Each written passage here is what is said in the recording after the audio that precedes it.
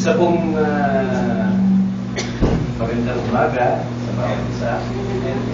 Isang nagalakan para sa atin na makabalik dito sa inyong kalagitnaan matapos ang siyam na buwan. Feeling bagong panganak ako ngayon eh. Ito isang bagong silang na pagkakataon na makapangaral muli na salita ng Diyos sa inyong piling, sa inyong pagdinig. At ang ating tatalakayin sa pag-aaral natin ng salita ng Diyos ay matatagpuan po sa Hebrews 11. Mga taga-Ebreyo, Kapitulo 11.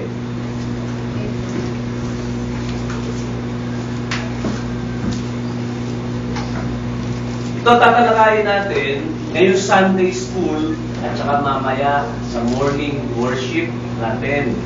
Gusto ko sanang talakayin ang verses 1 up to verse 40 ng Hebrews 11. Kukulangin tayo ng oras, no? Pag 1 to 6 na lang, para tama-tama lang. Hindi kaya ng 1 to 40. Basahin po natin. Magmula, talata 39 ng Hebreyo 10 hanggang talata 6 ng Hebreyo 11.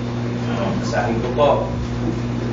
Ngunit tayo'y hindi kabilang sa mga umuurong kaya't sila'y napahamak o napapahamak, kundi tayo'y kabilang sa mga may pananampalataya kaya't naliligtas. Yung kapahamakan at kaligtasan po tinutukoy dyan, hindi naman tumutukoy sa kalagayan natin sa lupa, kundi ito espiritual, kaligtasan at kapahamakan.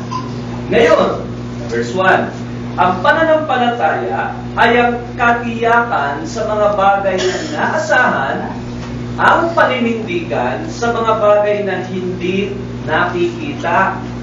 Tunay na sa pamamagitan nito, ang mga tao noong una ay tumanggap ng patotoo. Sa pananampalataya ay nauunawaan natin na ang mga sanlibutan ay nilikha sa pamamagitan ng salita ng Diyos. Hanupat ang mga bagay na nakikita ay nagmula sa mga bagay na hindi nakikita. Sa pananampalataya, si Abel nag-alay sa Diyos ng higit na dakilang handog kaysa kay Cain. Sa pamamagitan nito, siya'y pinuri bilang matuwid at ang Diyos ang nagpatotoo sa pamamagitan ng pagtanggap ng kanyang mga kaloob. Patay na siya. Gayunmay, nagsasalita pa sa pamamagitan ng kanyang pananampalataya. Sa pananampalataya naman, si Enoch ay dinalang paitaas anupat hindi na niya naranasan ng kamatayan. Hindi na siya natagpuan sapagkat siya'y kinuha ng Diyos. Sapagkat bago siya dinalang paitaas, pinatotohanan na ang Diyos ay nalugod sa kanya. At kung walang pananampalataya, ay hindi maaaring kalugdan ng Diyos. Sapagkat ang sino man lumalapit sa Kanya ay dapat sumampalatayang may Diyos at Siya ang tagapagbigay gantimpala sa mga masigasig na humahanap sa Kanya. Dito po sa Hebrews chapter 11, unang-una, makikita natin ang isang definition o pagpapaliwanag ng pananampalataya, no?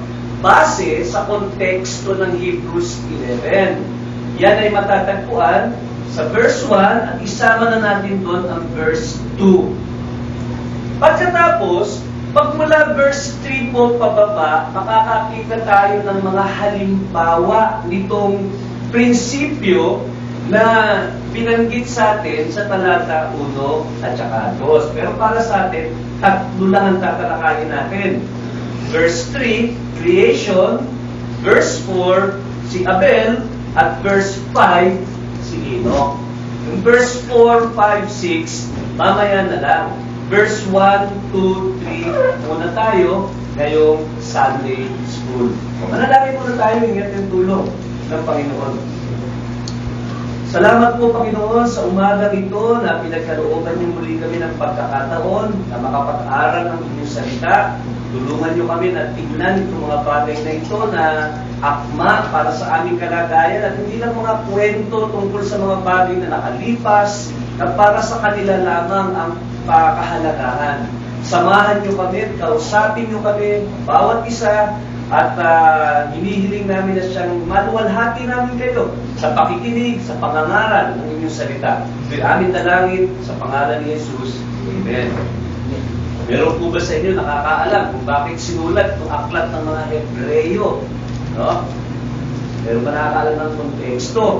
Yung mga Hebreyo, marami sa kanila natutukso na bumalik sa dati nilang gawin. Ang isang mananampalataya ay may pagbabago ng daan, may pagbabago ng buhay. Kaya lang kung minsan, may mga pagsubok na nakakapanghina, may mga tukso na umaakit sa atin na bumalik sa ating pinanggalingan, may mga pressure o pagpupusig na nakapagdudulot ng sakit, pagkabagabang ng damdamin, pagkatakot, na kung minsan, maraming tukso na bumalik na lang sa dati. Mas mahirap yata itong pinasukan kong ito Bakit dinala ko katulad nung dati? Yung pong tukso na yan ay hinarap ng mga Hebreyo. Pero sinabi ko ng may akda, kung babalik kayo sa dati, kung iiwanan ninyo ang Diyos, kung tatalikuran ninyo ang Diyos sa gitna ng mga pagsubok ng buhay, kayo'y mapapahamak. Kayo'y mapapahamak. Nasa Diyos ang kaligtasan. Ngayon, dito sa lupa, yung mga kapahamakan na nangyayari. Pwede tayong ma-aksidente, nangyayari yun. Pwede tayo magkasakit. Pero, sa buhay lang na ito yan. Merong pangako ng buhay na walang hanggan at kalayaan sa tunay na kapahamakan sa impyerno kung tayo'y mananampalataya kay Kristo.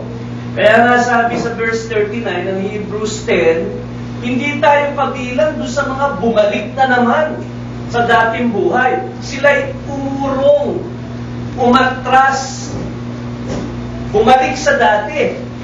Sila'y mapapahamak. In fact, mga kapatid, ito, huwag kayong babalik sa dati. Ngayong narinig na nyo daan ang katotohanan,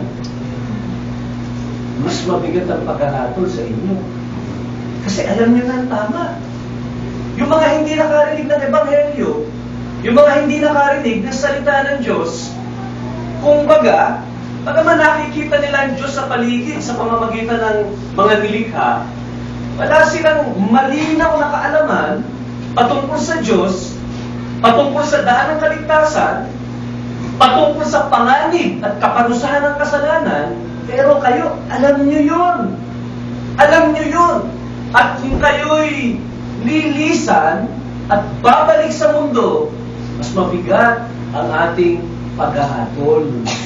Kaya naway maging paalaala ito sa atin na kung mamahalin muli natin ang mundo at ang buhay na ating iniwan, ang nasa harap natin na kataga na nagniningning at maliwanag, kapahamakan ang hahantungan mo.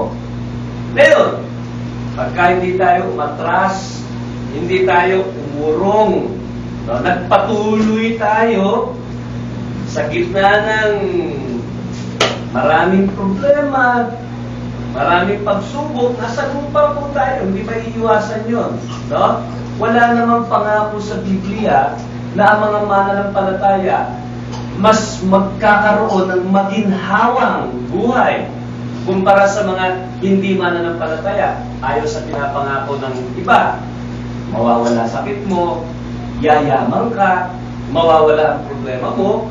Ginagamit po ng Diyos ang sakit para palakasin ang pananampalataya ng isang tao. Ginagamit po ang pagsubok at kahirapan para lalo tayong magdepende sa Diyos. Di po nawawala ang problema. Yan ay karanasan ng isang mananampalataya. Pero sa gitna nito, ang panawagan sa atin ng salita ng Diyos, pagpatuloy tayo. At ang susi sa matagumpay na pagpapatuloy sa buhay Kristiyano, bagaman maraming mga balakid, maraming mga pagsubok na hinaharap tayo araw-araw. Minsan, di ba wala problema? Araw-araw. May problemang dumarating. Ang susi, ang lantad na sikreto ay ang pananampalataya sa Diyos. Pananampalataya. Yan po ang Hebrews chapter 11. Karugtong po yan ng 10:39. Tao lang ang naglagay ng 11 dito eh. Yung original, na salita ng Diyos, tuloy-tuloy ang mga verse. Kaya pagkatapos ng 10:39, diretso yan sa 1 eh. Sabi nung may akda, hindi tayo maatras, kabilang tayo sa mga may pananampalataya, kaya tayo naliligtas. Ngayon, itong pananampalataya. Sabi niya, di ba? So ngayon, dinefine niya ang pananampalataya. So nakita natin ang konteksto. Brethren, patuloy tayo ha. Kahit araw-araw may dumarating problema. Hindi mo mawala yan. Maliit na problema, mabigat na problema. Hindi ko naman sinasabi, puro problema lang. Maraming araw ng kasiyahan. Maraming araw na magandang panahon. Hindi naman laging may bagyo. At kahit na umulan pa man at bumagyo araw-araw, sa buhay mananampalataya natin, sabi nga ni Paul, rejoice in the Lord always. Bakit? Hindi nawawala, hindi ninanakaw ng sirkumstansya yung mga bagay na nasa atin. Yung kaligtasan, pagpapatawad, biyaya ng Diyos. Hindi ninanakaw ng sirkumstansya yan. Hindi nagbabago yan. Kaya sabi ni Paul, magsaya kayo, magala kayo. Kahit na magulo labas, sa loob, mapayapa, magalak, pagkat tayo'y nasa Panginoon. No? Ngayon, paano dinefine ngayon? Yung may akda, itong faith. No? Dalawang bagay po ang binanggit niya tungkol sa pananampalataya. Na gusto ko lang po sabihin, hindi ito lahat ng masasabi natin tungkol sa faith. No? Yung definition niya dito, ito yung nakikita dito sa mga taong babanggitin niya sa hilera ng pananampalataya o hall of faith, mga halimbawa ng pananampalataya. No? Sinasabi sa atin ng may akda, yung buhay pananampalataya, pagka iniisip natin, Pastor, imposible yan. Lagi ako magtitiwala sa Diyos kahit na napakabigat ng problema. Darating sa punto, Pastor, na kailangan kong buhatin ang aking sarili. Manampalataya ako sa aking sarili. Kailangan kong magsikap ng sarili. Hindi ko naman sinasabi na wala tayong tungkulin. No? Nauupo lamang tayo sa gitna ng mga pagsubok, sasabihin natin sa mundo, nagtitiwala ako sa Diyos kaya wala akong gagawin. Hindi ko naman sinasabi yan na ganoon. Ngunit ang pananampalataya, hindi imposible ito sapagkat nakita ito dito sa mga taong babanggitin nung may akda na talatang ito. In other words, brethren, no? Hindi hypothetical o pinagpapalagay lamang ang pagtitiwala sa Diyos sa gitna ng pagsubok. Hindi imposible yun. Nakita yon sa mga taong binanggit dito na nanagumpay sa gitna ng mga gabundok na hamon sa kanilang buhay. Sila'y nanagumpay, sila'y nagtapos ng karera, sila'y nanatiling matapat hanggang huli, at ang binibigay na dahilan dito ay ang kanilang pananampalataya o pagtitiwala sa Diyos. Kaya nga po paulit-ulit dyan, verse 3, sa pananampalataya. Verse 4, sa pananampalataya. Verse 5, sa pananampalataya. Verse 7, verse 8, verse 9. Hindi po ba? Paulit-ulit. Bagaman ng Diyos ang nag-iingat sa atin mula simula hanggang huli, ang binibigyan din po rito, yung tungkulin natin. na kumapit sa Kanya. Manampalataya sa Kanya, magtiwala sa Kanya, at sabi dito, kung gagawin nyo yun, sa tulong at biyaya ng Diyos, magtatapos kayo. Matatapos kayo ng maganda. Mamamatay kayo ng mapayapa. Mamamatay kayo ng pinagpala. Pagkat hindi kayo bumitaw sa Diyos, nagpatuloy kayo na nananampalataya. Okay, ngayon, definition. Dalawang bagay. Unang-una, ano po yung unang-una? Sinabi tungkol sa faith o pananampalataya. Kayo po, anong tingin nyo? Pwede po ba magtanong? Pwede raw. Pinahintulutan tayo magtanong. Sunday school naman. Paano dinefine ang faith o pananampalataya kung may akda sa Hebreo? Dapat malaman natin. Dami kasing nagbibigay ng paliwanag tungkol sa pananampalataya. Dapat, ano ba sabi ng Diyos tungkol doon? Unang-una, dalawang binanggit eh. Unang-una, ano? Katiyakan ng mga bagay na inaasahan. Maganda po yung salitang katiyakan. Sa King James is substance, no? Pero kung titignan po nyo, wag na po ngayon, bahay na lang, ano? 2 Corinthians 9:4, 2 Corinthians 11:17, at Hebrews 3:14, ginamit din po kasi dyan yung salitang original na Griego. At halimbawa, sa Hebreo 3:14, nakalagay dyan, sapagkat tayo'y nagiging kabahagi ni Kristo kung ating hinahawakang matatag ang pagsimula ng ating pagtitiwala hanggang sa katapusan. Matatag yung salita, no? Pero sa English, confidence. Confidence. Katiyakan, assurance. May assurance tayo ng mga bagay na inaasahan. Kailan po yung inaasahan? Kung umaasa po tayo sa isang bagay, kailan po yun? Nakaraan, ngayon, o hinaharap? Hinaharap. Hindi ko naman pwede sabihin, inaasahan ko yung nangyari ng isang taon. Tapos ngayon eh. Paano mong aasahan yun? Hindi mo pwedeng asahan yung ngayon. Ang inaasahan yung hinaharap. No? Ngayon, may mga pangako ang Diyos na hindi pa natutupad. Marami nang natupad na pangako ang Diyos. Wala nang pangako ang Diyos na hindi nahulog sa lupa na parang walang nangyari. Lahat po ng pangako ng Diyos natupad. Pero may mga pangako pa ang Diyos na hindi pa natutupad na hinaharap, inaasahan. Katulad po ng ano?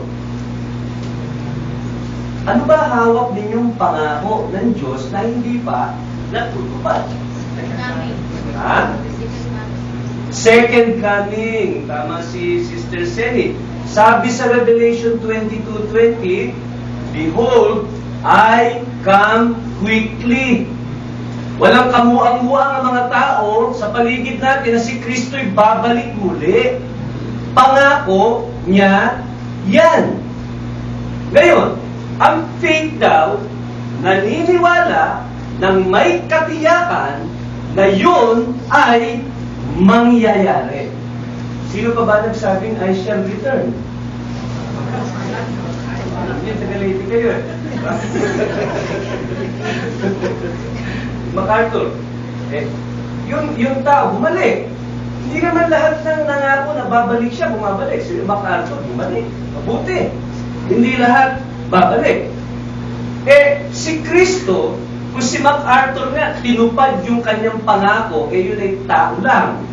Si Kristo, nangako na babalik muli, yung pananampalataya, pagkapit sa katotohanan yun, na talagang babalik nga si Kristo. Dahil hindi tayo nag-aalinlangan, nag-aalanganin, babalik nga ba o hindi? Alam mo kung bakit? Pwede tayong mag-alinlangan o pwede tayong magduda sa pangako ni Kristo na siya'y babalik muli? Bakit po pwede natin pagdudahan yun? Bakit po pwede tayong tuksuhin ng demonyo na hindi siya babalik? Ha? Hindi siya nakikita? Malibang po doon sa hindi siya nakikita. Pero pagbalik ni Kristo, makikita yun, ha? Makikita. Alam niyo kung bakit? Kunwari, sinabi ko sa inyo, hindi magtatagal ang panahon, babalik din ako rito para mag-preach sa inyo. Dumaan ng 1 buwan, dumaan ng 2 buwan, dumaan ng 3 buwan, 4, 5, 6, hanggang 8 buwan. Naniniwala ba kayo sa akin? Kung sinabi ko, nangako ako sa inyo, babalik ako kagad. Kasi sabi ni Jesus, I come quickly. Kunyari, sabihin ko sa inyo, babalik ako kagad dyan. Mag-preach ulit ako. 8 buwan na, hindi naman bumalik si pastor. Hindi totoo yun.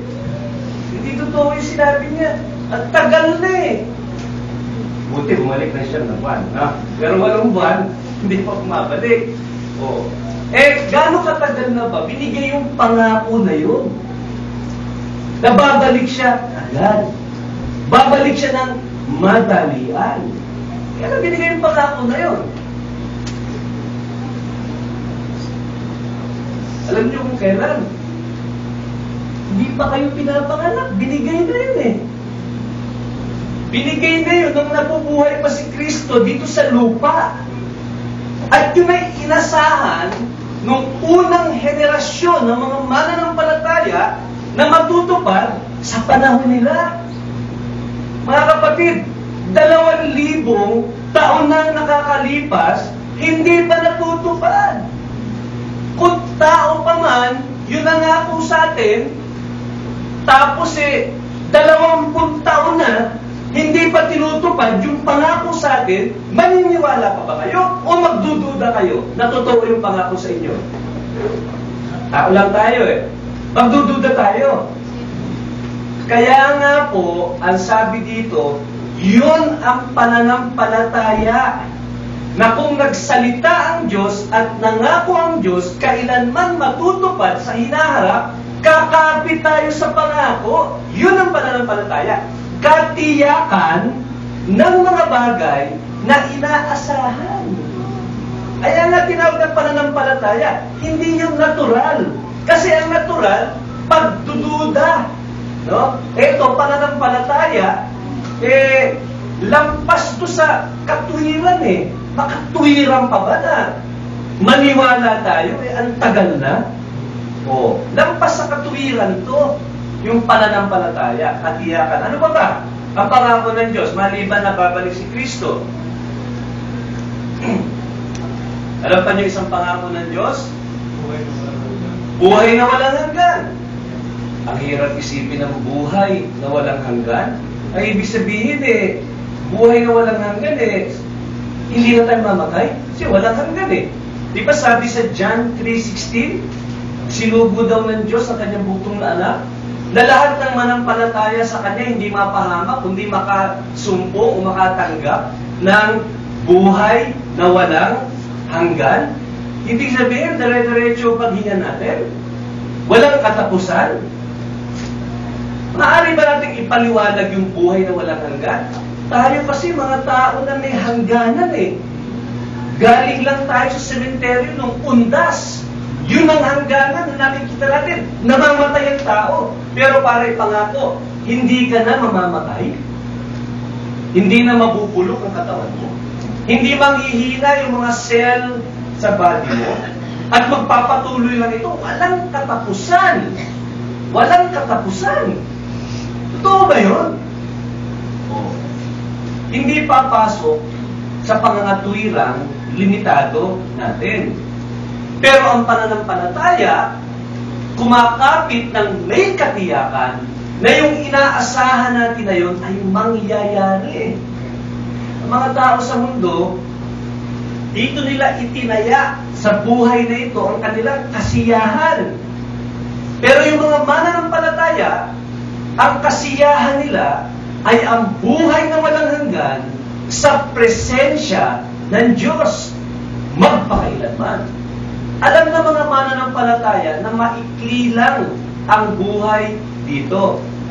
Ngunit ang kahahantungan ng maikling buhay na ito ay ang napakahabang panahon na hindi na natin iniisip ang kamatayan.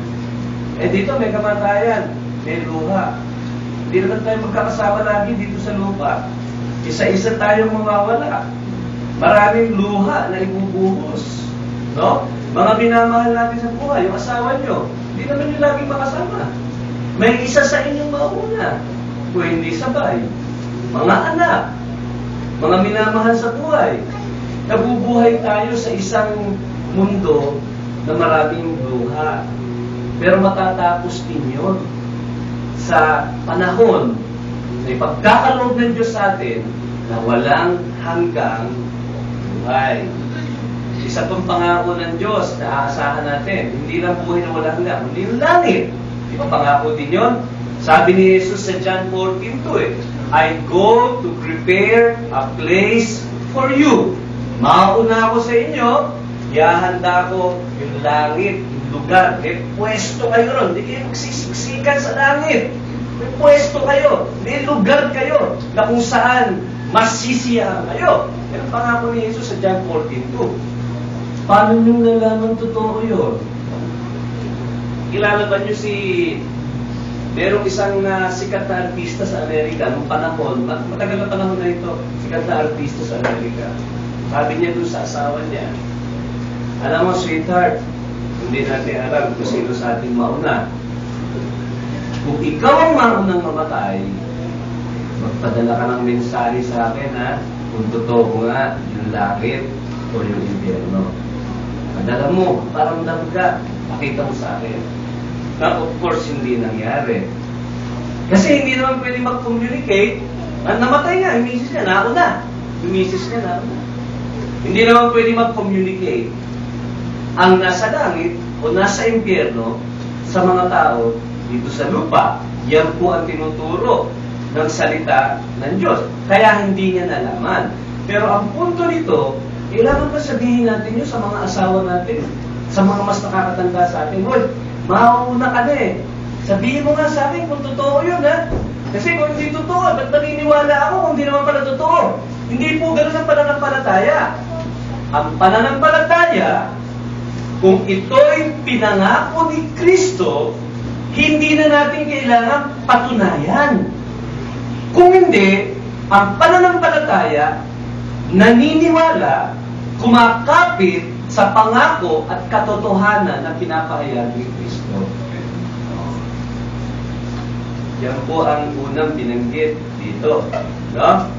Katiyakan sa mga bagay na inaasahan. Pero may pangalawang pong binanggit. Paninindigan sa mga bagay na hindi nakikita. Marami po tayong hindi nakikita. Nakikita niyo ba ang Diyos? Nakikita niyo ba ang langit? Marami tayong hindi nakikita. Ang pananampalataya daw, yung mga bagay na hindi natin nakikita na sinabi ng Diyos na totoo, ang pananampalataya, naniniwala po doon. Sa mundo, narinig niyo na ba yung salitang, to see is to believe. Kailangan makita ko muna bago ko maniwala. May mga Christians din na nahahawang gano'n. Kilala niyo ba si Apostol Tomas? Tinanong ko sa Bible study, kilala niyo ba si Apostol Tomas? Hindi po. Kasi man Tomas, kilala niyo? Opo. Pero si Apostol Tomas, kilala niyo ba? Diba, ano ba ang nangyari kay Apostol Tomas? Sabi niya, hanggat di ko makita si Jesus sa laman, hindi ako maniniwala na siya'y nabuhay muli. So, kaya nagpakita si Jesus sa kanya. Sabi ni Jesus sa kanya, pinagpala yung mga naniniwala na hindi nakakita. No? Blessed are those who did not see and yet believe. Yung mga apostol, yung blessedness nila, hindi sila lamang sa atin dahil nakita ng mga mata nila si Kristo mismo at nahawakan nila. Hindi sila lamang. No? Sabi kasi ni Jesus, blessed are they who have not seen and yet believe. Pinagpala din sila katulad nyo. Pantay lang. Whether nakita nyo o hindi mahalaga yun eh. Kahit hindi nyo kasi nakita, totoo na si Kristo'y buhay. Yun ang pananampalataya. Sa mundo, kailangan ng ebidensya. Pero tayo, kung sinabi ng banal na kasulatan ng isang bagay na hindi nakikita'y mahalaga at totoo, naniniwala tayo at pinangkakapitan natin. Tingnan po natin ang 2 Corinthians 4:18. 2 Corinthians 4:18, sino po gusto mabasa? 2 Corinthians 5:7, Colossians 3:1-3. 2 Corinthians 4:18. Sapagkat hindi kami tumitingin sa mga bagay na nakikita, hindi sa mga bagay na hindi nakikita. Sapagkat ang mga bagay na nakikita ay may katapusan. Subalit ang mga bagay na hindi nakikita ay wala katapusan. Di ba, nananalamin naman po tayo, no? Tumingin naman kayo sa salamin kaninang umaga, di po ba? Ngayon, yun nakita ba nyo kaninang umaga? Pareho nakita nyo 10 years ago. 10 years ago, kompleto pa even. Ngayon, hindi na. 10 years ago, kapal pa ng buhok. Ngayon, hindi na. Dati, ang kinis pa ng balat. Ngayon, hindi na. Di ba? Yun yung nakikita. Alam nyo, kung yun lang ang nakikita nyo, maghihina talaga kayo. Bakit ang pangit ko na ngayon? Dati, hindi na. Sabi ni Paul, huwag kayong laging tumitingin sa nakikita. Kasi maraming mga nangyayari na hindi nyo nakikita na mas mahalaga. Katulad ng paglago daw ng espiritual na buhay natin. Nakikita nyo ba yun? Hindi naman nakikita nangyayari sa loob. Pagkilos ng espiritu. Sabi ni Paul, hindi kami pinanghihinaan ng loob, verse 16, bagamat ang aming panlabas na pagkatao'y nabubulok, ang aming panloob naman ng pagkatao ay binabago sa araw-araw. Kaya huwag kayong manghina, tumatanda kayo, no? Napapawasan ng buhok. Hindi na kasing katulad ng dating ganda, tsaka kisig. Hindi na bale. Gumaganda naman sa loob. Yan eh, hindi nakikita sa salamin. Sinasa loob eh. At sabi ni Paul, yun daw hindi nakikita, yun ay mas mahalaga. Baka naman ang tagal natin sa salamin, pagdating naman sa salita ng Diyos, kaunting oras lang. Dapat palakasin natin yung loob. Mas mahalaga daw yun kaysa doon sa mga bagay na nakikita. 2 Corinthians 5:7. Sapagkat nagsisilakad kami sa pamamagitan ng pananampalataya, hindi sa pamamagitan ng paningin. Lalakad pa kayo dito sa lupa na hindi kayo tumitingin? Pumunta ba kayo dito na hindi kayo tumitingin? Palagay ko, hindi. No? Kasi kung hindi kayo tumitingin, patungo dito, baka nasagasaan kayo. O naligaw kayo. Ano? Dito po sa mundo, ginagamit natin yung mata natin para makita natin ang mga pisikal na bagay. At yung mga mata natin ang nag-guide sa atin kung saan tayo pupunta, saan hindi pupunta, kung saan yung hinahanap natin, yung mga mata natin. Pero ang mga mananampalataya, hindi lang nabubuhay dito sa mundo. Meron tayong buhay na spiritual sa presensya ng Diyos na pinagkaloob niya sa atin. Yung mata na ginagamit natin para malaman natin ang tamang direksyon, pananampalataya. Yun ang spiritual na mata natin. Kaya nga sabi sa verse 7, kami ay lumalakad sa aspetong spiritual ng aming buhay sa pamamagitan ng pananampalataya. Yung pananampalataya nagdidikta sa amin kung saan kami pupunta, kung anong gagawin namin pasya, kung anong tama at kung anong mali. Physical eyes natin, okay, ginagamit natin dito sa lupa, pero meron tayong ibang set ng mata kung tayo mga Kristiyano, yun yung pananampalataya. Alam nyo, kung hindi tayo lalakad ayon sa pananampalataya, maliligaw tayo at mapapahamak. Araw-araw, may mga hamon, may mga problema, may mga pagsubok, may mga suliranin. Hanapin daw natin ang daan, hindi patungo sa kapahamakan, kundi patungo sa buhay at kaligtasan sa pamamagitan ng pananampalataya. Yun yung mata na nag-guide sa atin na ang ating lalakaran ay ang landas ng kalooban ng Diyos at hindi yung landas ng kapahamakan. So, ilan ang mata natin? Hindi lang dalawa. May mata tayo ng pananampalataya. Kaya sabi ni Paul, we walk by faith and not by sight. Okay? Colossians chapter 3, verse 1 to 3.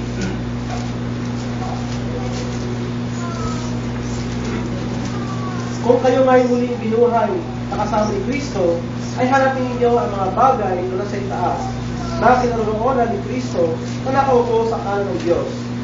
Itoon ninyo ang inyong pag-iisip sa mga bagay na nasa itaas, hindi sa mga bagay na sa ibabaw ng lupa, sapagkat kayo'y namatay na, at ang inyong buhay ay natagong kasama ng Kristo sa Diyos. Okay, nakikita niyo ba yung mga bagay sa itaas?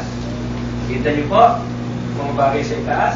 Kasi sabi dito hanapin ninyo ang mga bagay na nasa itaas. Verse 2, ituon ninyo ang inyong pag-iisip sa mga bagay na nasa itaas. O nakikita ba niyo yung mga bagay na nasa itaas? Kita niyo?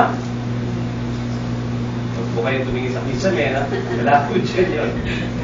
Yung mga bagay na nasa itaas, di natin nakikita. No? Pero ituon daw natin yung ating paningin, pananampalataya natin sa mga heavenly things ang ibig sabihin. Ang point ni Paul dito, mga heavenly things, hindi lahat po mahahawakan at makikita. May ibang mundo ang mga mananampalataya. Siyempre, nandito tayo sa mundo, responsable tayo mga tao, pero lumalakad tayo sa iba ring mundo. Yung langit, pangako ng buhay na walang hanggan, presensya ng Diyos na hindi natin nakikita pero alam natin na nakatingin sa atin. Kahit ngayon, di ba may pangako ang Diyos na kung dalawa o tatlo ay magtipon sa pangalan ni Jesus, anong pangako niya? Nandun siya. Nasaan siya? Nasaan? Totoo ba yun? Ha? Totoo yun. Pinangako niya eh. Hindi natin nakikita, pero si Jesus ay kasama natin. Alam nyo, nakakapanliit na katotohanan yun. Kasi, pag pumasok si Presidente Aquino dito sa silid na ito, anong reaksyon ninyo? Hindi mag-iilang tayo, Presidente, umattend ng worship service natin. Kasama natin. Naghalong kasiyahan, naghalong kaba, naiilang, baka nadidistract pa nga tayo. Kaya sabihin ni Presidente, sa natin pauupuin yun, wala namang dito. Gano'n ang maramdaman natin. Pero masigit pa kay Presidente Aquino, ang kasama natin ngayon. Yan ay si Jesus. Sa pamamagitan ng kanyang Espiritu, bumababa daw. Naniniwala ba tayo doon? Kahit hindi natin nakikita, hindi natin papatunayan, oo, nararamdaman natin. No? Nararamdaman ng spiritual na pakiramdam natin. Kasama natin ang Diyos. Hindi tayo nag-iisa. Hindi naman po kailangan magpakante ng Cecilia. Kasi ganun yung ito eh. Huwag kang uupo dyan dahil parang kay Jesus yan. Maupo mo pa si Jesus wala nang maupuan. Huwag kang uupo kahit walang maupuan. Dalan niya si Jesus, baka maupuan mo. Hindi po ganun. Hindi ganun. Spiritual, Holy Spirit ang bumababa. Kung nasan siya mahirap, hindi nakikita. Pero yun ang pananampalataya. Kumakapit tayo na ang salita ng Diyos ay totoo, kahit hindi nakikita ng ating mata. O, nakita mo man yung definition?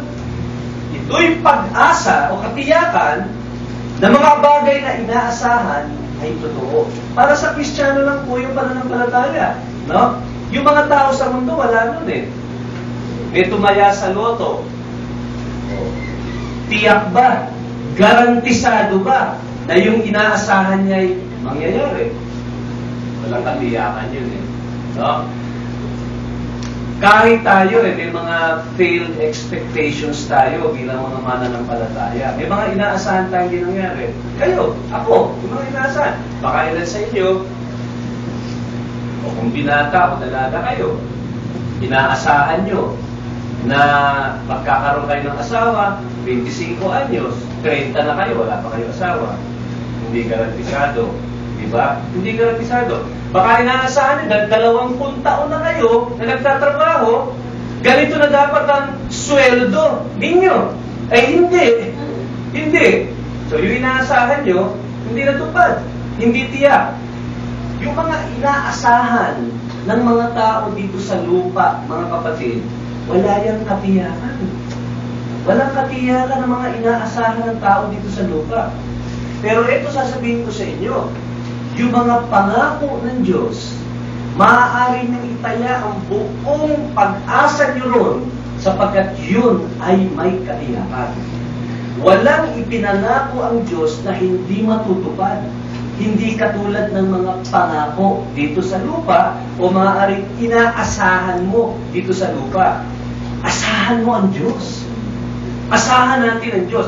Yan ang pagtitiwala o pananampalataya. No?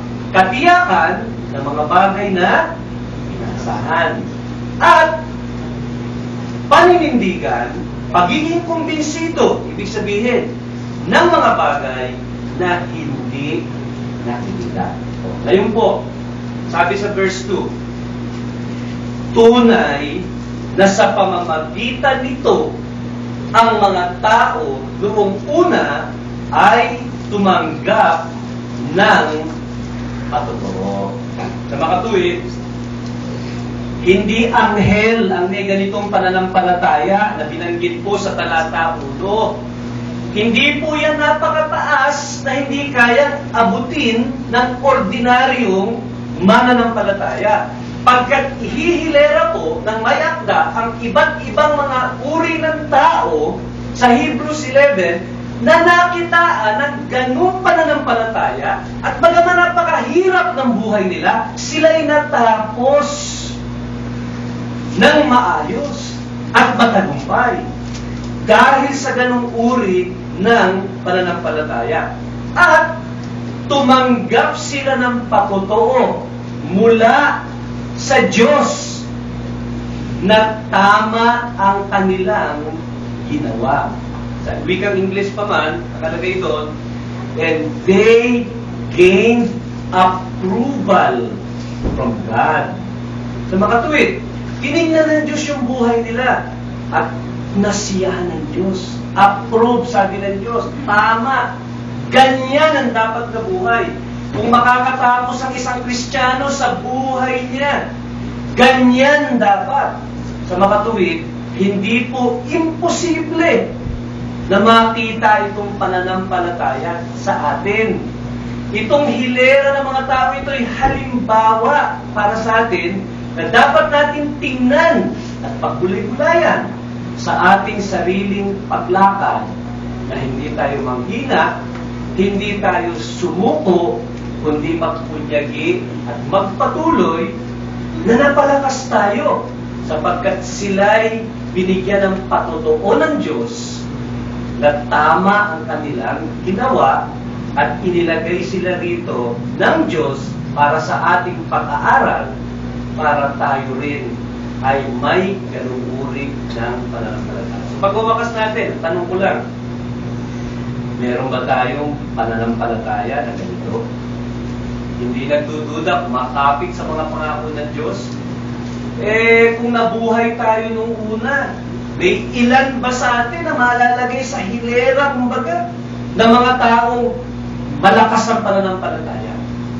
Kapatid, ikaw ba'y malakas ang pananampalataya? O malapit na sumuko? Dahil nanghihina ka sa mga sirkumstansya, ng buhay. Sa gitna ng mga sirkumstansya ng buhay, huwag tayong bumitaw sa Diyos. Manampalataya tayo sa Kanya. Yan ang susi sa pagpapatuloy nitong mga tao itong nabanggit. Sa gitna ng hirap ng kanilang dinanas, hindi sila bumitaw sa Diyos. May tanong po ba tayo? Sabi ko pala, nung verse 3, nung verse 2 lang tayo muna. Mamaya na yung 3, 4, 5, 6. Meron po ba tayong tanong? O paglilinaw?